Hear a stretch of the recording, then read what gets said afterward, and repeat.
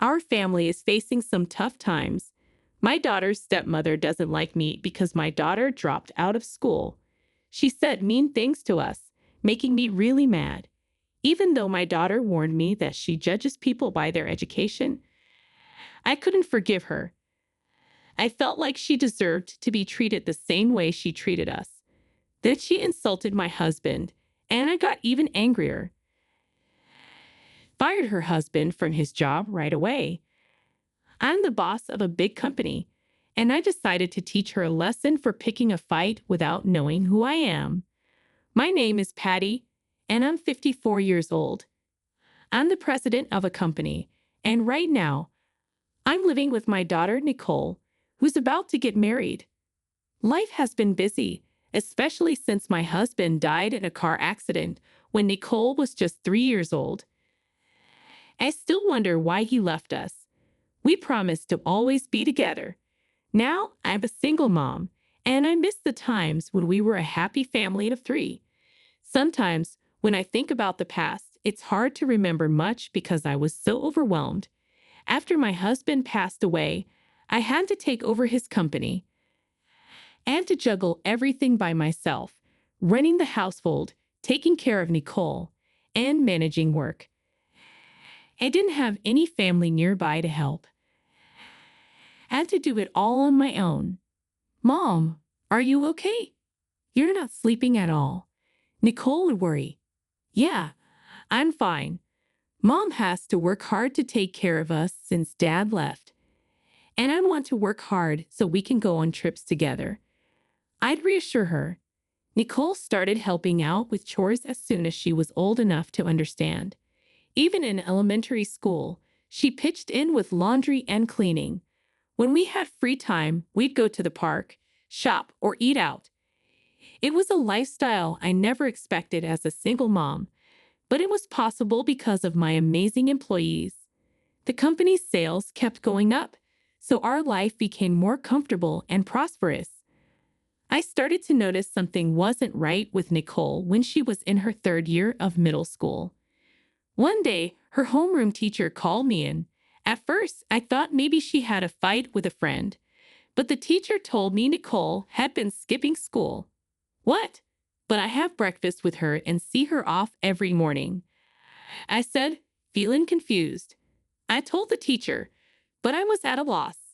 Nicole would say she was going to school, but instead, she'd spend time in libraries or parks. There were even reports of a student in uniform at a bookstore during school hours. Is there any trouble at home? The teacher asked. But I couldn't think of anything. Nicole always seemed happy and kind. I never noticed any problems. But now, I realize I might have missed something important. But Nicole acted normal when she got home, greeting me with her usual mom. Welcome back. You're late. I'm hungry. I knew I had to address the problem, so I gathered my courage and asked Nicole about it. Today, your teacher called me at school. I began. What? That was the first time I saw Nicole's expression change. I'm sorry. I completely missed your worries, I admitted. Nicole looked surprised, probably expecting to be scolded.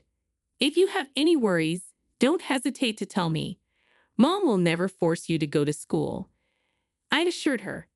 That's when Nicole started to open up, tears streaming down her face. It turned out that she had been ridiculed and laughed at in school because she came from a single-parent family. Ours was the only family like that in her middle school. I haven't done anything wrong, Nicole said tearfully. You're right, Nicole. You've done nothing wrong. It's my fault for not noticing how much you were suffering. I'm sorry, I apologized. We talked until dawn, and we decided that Nicole didn't need to force herself to go to school anymore. We were already at the point of deciding her future. But honestly, that didn't matter to me anymore. Nicole tried going to school on good days, but it seemed she never quite fit in with her classmates.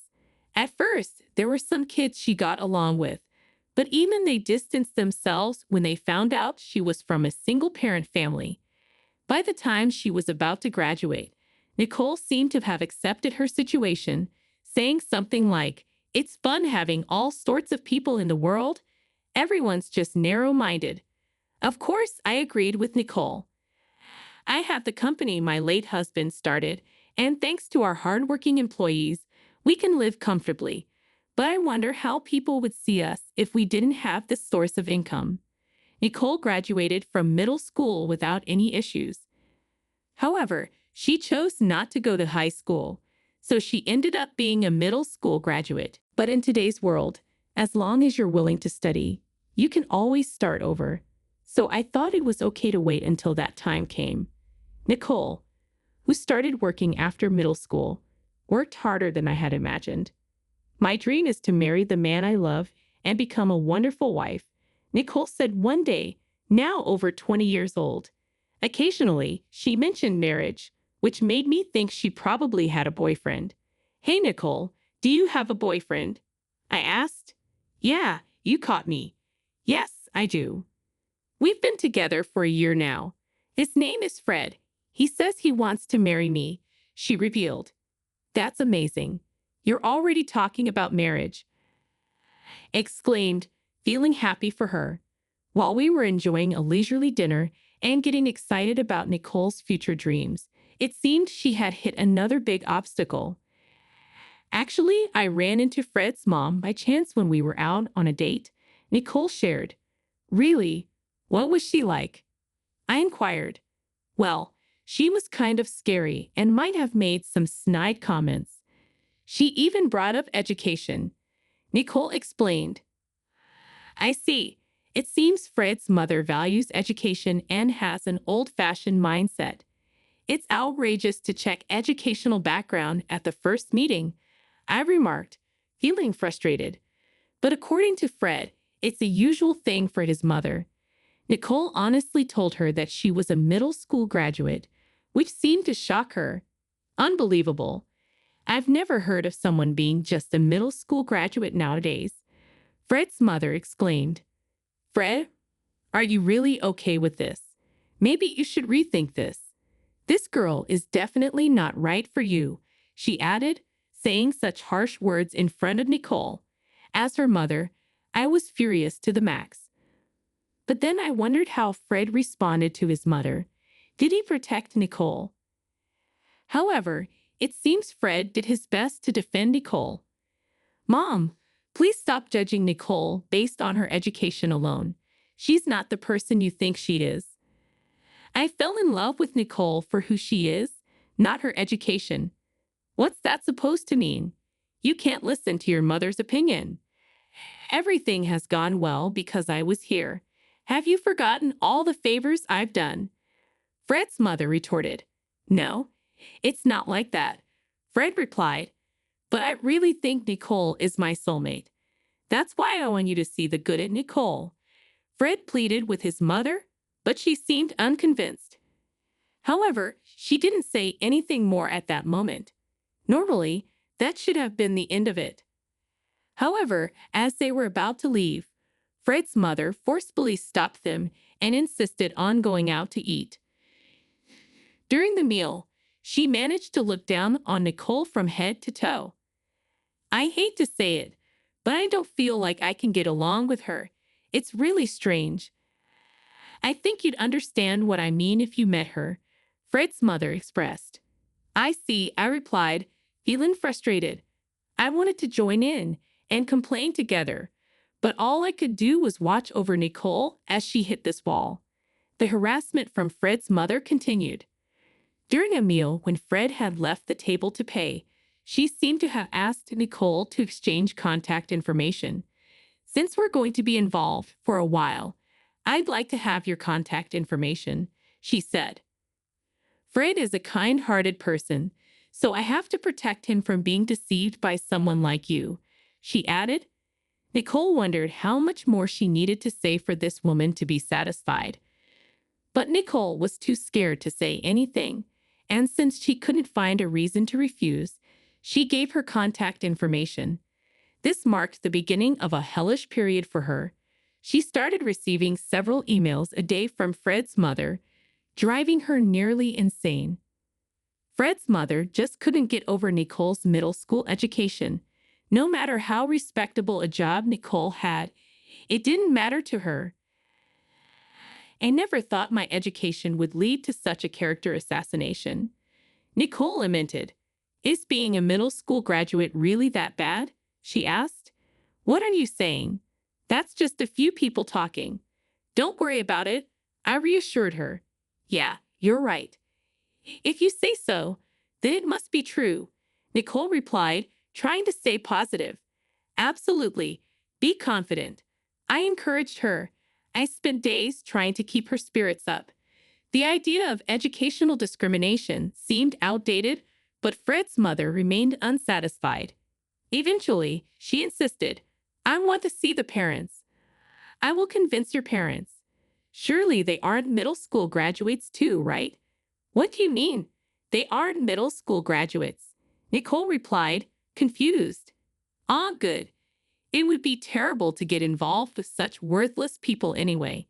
Bring your parents to this restaurant at 12 p.m. this Saturday, and don't tell Fred about this. Let's talk, just between us, Fred's mother demanded. Nicole reported that she had said these things. At that moment, she tried to stand up to Fred's mother, but it seems her anger only fueled her more. But I love Fred. I want to support him for the rest of my life, Nicole pleaded. What useless? A middle school graduate like you can't understand a college graduate like Fred.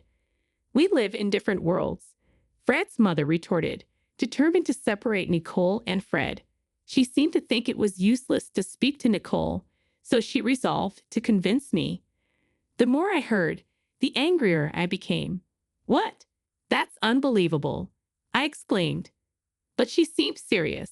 She was really angry, like a demon. Well, we have no choice then, I sighed. Since we had reached a point where we had to settle things, I decided to finish my work quickly over the weekend to prepare for that day. Of course, I made some preparations, expecting whatever she might say. And the day arrived. When we arrived at the designated restaurant, Fred's mother was already there. Nice to meet you. I'm Patty, Nicole's mother. I introduced myself. What? Where is the father? I went out of my way to schedule this on the weekend to accommodate the father, Fred's mother responded, dressed in branded clothing and seemingly flaunting her wealth as she insulted us without a greeting, looking down on us from her high horse. I was utterly appalled by this woman. You're wearing that to a meeting? Couldn't help but remark, well, I suppose a middle school graduate and her child can't afford brand name clothes. And it wouldn't suit you anyway, she sneered. I worried that even my involuntary sigh might be overheard by Fred's mother, given the malicious gaze she shot us, as if expecting my husband to show up behind us. He's late. The agreed time has long passed, she grumbled impatiently. Ha, my husband. He's not here. We're a single-parent family, I clarified, stunned by her assumption. What? You're joking, right, Nicole? I wasn't informed of this, Fred's mother responded, shocked. It's not a joke. My mother raised me to be who I am, Nicole affirmed. The face of Fred's education-focused mother, upon hearing the words middle school dropout and single-parent family, was one of sheer disbelief. She probably couldn't accept that someone of the same race, let alone her son's potential wife, was standing in front of her with such a background. Initially, she might have wanted to belittle and look down on us, but her anger quickly rose, turning her face red. Before we could even start the conversation, she slammed the table and started hurling insults. Our family is elite. Poor dropouts should just go home. You're an eyesore, she spat. Excuse me, I interjected, taken aback. And a single-parent family? That's unacceptable. Sadly, your daughter fails, and you permitting a middle school dropout are a failure as a parent, Fred's mother continued, her anger escalating. Looking like steam was about to burst from her face, she insulted me, calling me a failed parent. Being a single-parent family was unacceptable to her. The daughter fails, and the mother is a failure, she concluded, creating a trifecta of rage. She might have been angry, feeling betrayed or deceived. But I was infuriated for a different reason. How dare you show your face in a fancy restaurant, relying on me to pay the bill? Aren't you lucky to get a free meal? Fred's mother sneered, her triumph evident. Nicole was speechless in front of her triumphant attitude. More than sadness, it was a moment of bewilderment for her. After all, I believed I provided Nicole with a life that lacked nothing, perhaps even more affluent than many families. But it's understandable that Nicole, still inexperienced in life, would find this situation hard to accept. She looked like she was about to cry. That's cruel. Why would you say something like that? My mother is an incredible person. I want to live like her. Nicole finally spoke up, her voice trembling. What? Are you going to mimic approving of being a middle school dropout and single-parent family? Seriously, that's the end. I've never seen such people. You're like natural wonders, Fred's mother mocked. Couldn't stand it any longer. After all, this woman knew nothing about me. Fred's mother's taunts continued, eventually insisting that Nicole break up with Fred. I wondered how best to demean her, but I realized that complicated explanations wouldn't work with this kind of woman. At the mention of firing and termination, Fred's mother momentarily froze, taking time to grasp the situation. And I didn't miss her expression. Oh, you didn't know where your husband works. What do you mean? Surely not, right? I mean, you, the diligent and perfectionist wife, must know everything about your husband, right? I taunted. Fred's mother began to visibly shake. Indeed, she was so focused on other people's educational backgrounds that she didn't even know where her own husband worked or who his employer was. It seems you're good at finding faults in others but not doing your homework. How careless. I continued, not backing down. Don't joke with me, acting all high and mighty. We're an elite family. Did you perhaps think you had won the moment you heard middle school dropout? If so, that's a huge blunder, I asserted. What are you, huh? Even if my husband changed shifts frequently, and let's say was only a high school graduate, my son Fred is still a graduate from a prestigious university, and your daughter is just a middle school dropout. Fred's mother emphasized, continuing to flaunt her emphasis on educational background. Anyone truly intelligent would realize who holds the upper hand at this point, but it seems Fred's mother still hasn't caught on. Mother, it's true. I was raised in a single-parent family and am a middle school dropout. Nicole interjected, her voice steady despite the tension in the air. But my mom is the president of a large corporation that manages 4,000 employees. Did you not know that your husband is one of those employees? I questioned, feeling a surge of anger. What? Wait a minute. 4,000 employees? That can't be true. Fred's mother exclaimed in disbelief. It's no lie. If you were really unaware, please take a look at this business card, I insisted, handing over the company's business card. Fred's mother blinked in astonishment, alternating her gaze between the card and me, probably doing this about 10 times. It was a business card with a photo, so she was verifying its authenticity. This can't be. Is this a real business card? She questioned, unwilling to accept reality before her. The whole situation was infuriating to begin with, but Fred's mother's actions trying to ruin Nicole and Fred's lives over something like educational background angered me even more. So I decided to retaliate, eye for an eye, tooth for a tooth, by deciding to fire her husband. After confirming the authenticity of the business card, Fred's mother finally realized the gravity of the situation. Though she seemed to understand that I was the president, her heart couldn't accept it, and she glared at me displeased. And then I decided to reveal another truth. And one more thing. Your husband doesn't have the impressive education you brag about, does he? I challenged. What do you mean? My husband graduated at the top of his class. She protested. But there's no proof of that, is there? I countered. Well, you see. Fred's mother stumbled, clearly caught off guard. Nicole and I could only be amazed. There's a limit to being delusional. It felt unbelievable that we were dealing with such a person. Believing in one's family is admirable, but that doesn't give anyone the right to belittle others based on education. But since I've decided to fire her husband, whatever comes next hardly matters. It's time to tell the truth. Your husband's highest level of education is high school, isn't it? I revealed. What? Well, you see. Moreover, he joined our company in his 30s through mid-career recruitment and even failed the interview. Fred's mother admitted, her facade crumbling under the weight of the truth. Twice, only after he pleaded, did we reluctantly hire him. That's impossible. Fred's mother protested, shaken by being told something she never wanted to hear.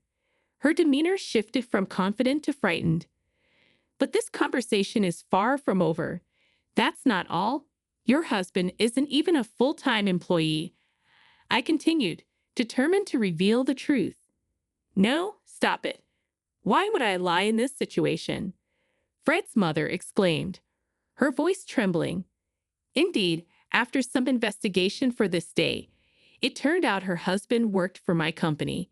Recollecting a report from HR about a person insisting on working for us decades ago, now I realized that was her husband.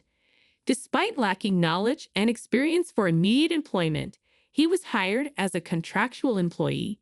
He's been working without causing any troubles and could have worked until retirement in our company. Yet Fred's mother remained unsatisfied. I can't trust what you say. Living a life full of lies. Single-parent middle school dropout. Those are blots on your life, she accused. Excuse me. Now she claims she can't trust what I say, although it's actually her living a life piled with lies. Anyway, I won't hand over Fred. He's mine. I declared firmly. What is that? If you come any closer to Fred, I'll call the police. Got it. Don't ever contact him again, Nicole added, standing her ground. In the end, the discussion concluded like that, and the enraged Fred's mother left without even settling the bill. It was terrible how she called us out just to end things this way. The restaurant became quiet after Fred's mother left. This place has been a long-time support for my business. Of course, the owner and the staff were worried about us. Some were even saying, what was she thinking speaking to the president like that? What did she want to say, really? It's like she just ran away. Let's just forget about it, I remarked, trying to move on. So, I decided to enjoy a rare meal at the restaurant with Nicole, preparing for the inevitable counterattack from that woman. This story didn't end there. If her actions were to ruin Nicole and Fred's marriage, that would be unacceptable. Action was needed. About a week after being insulted by Fred's mother, Nicole received a call from her. It happened while Nicole, Fred, and I were having dinner. Wait a minute, what's going on here? Why are you calling all of a sudden? Nicole asked, surprised. Don't what me? My husband is talking about divorce, and Fred told me he wants to cut ties with me as a parent. Surely all of this is your doing. Take responsibility. Pay me compensation. Fred's mother yelled over the phone, her voice filled with anger.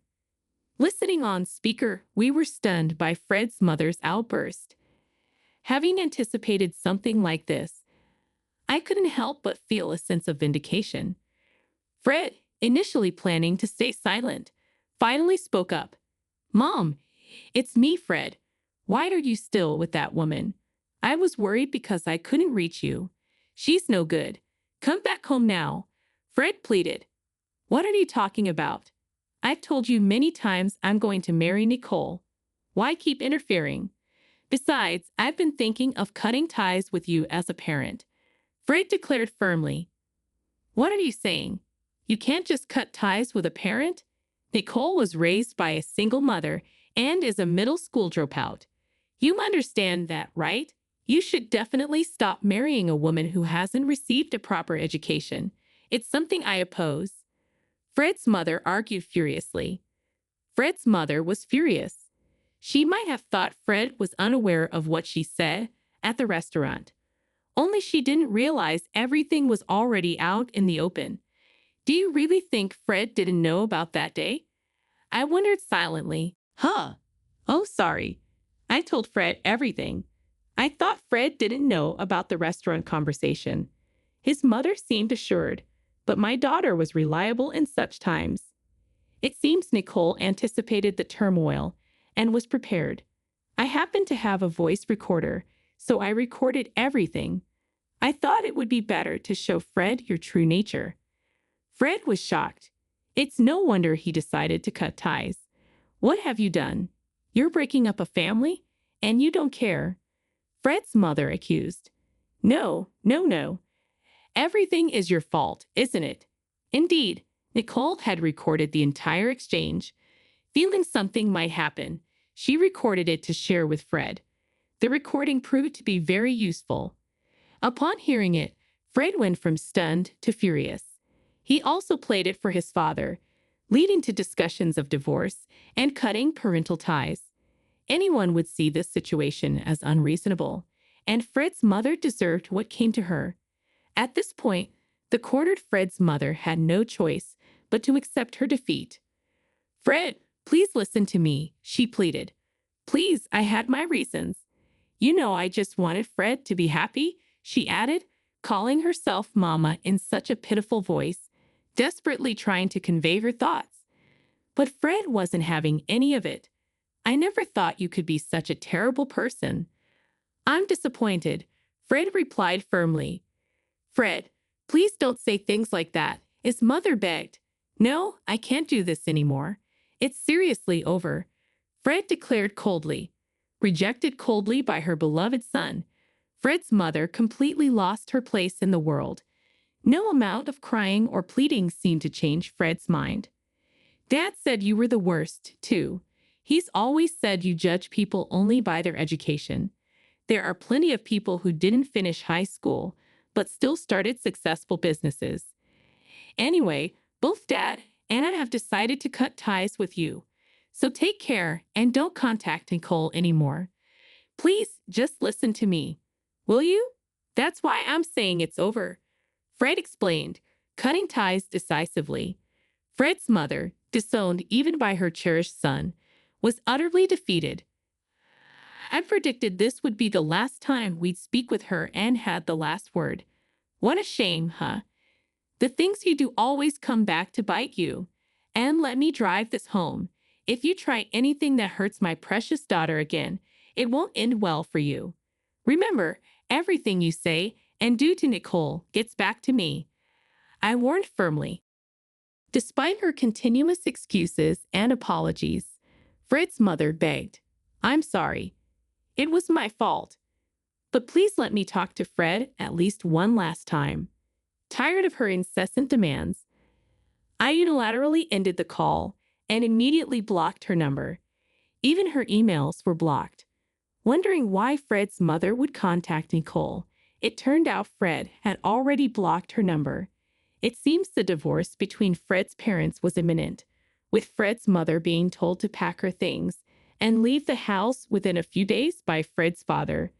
Fred's father decided on divorce not just because of the criticism about education, primarily because she tried to ruin Fred's happiness from the beginning of their marriage.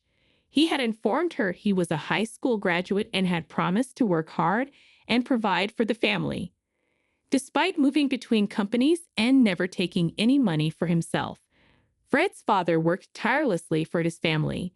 Being undervalued and looked down upon led to his breaking point.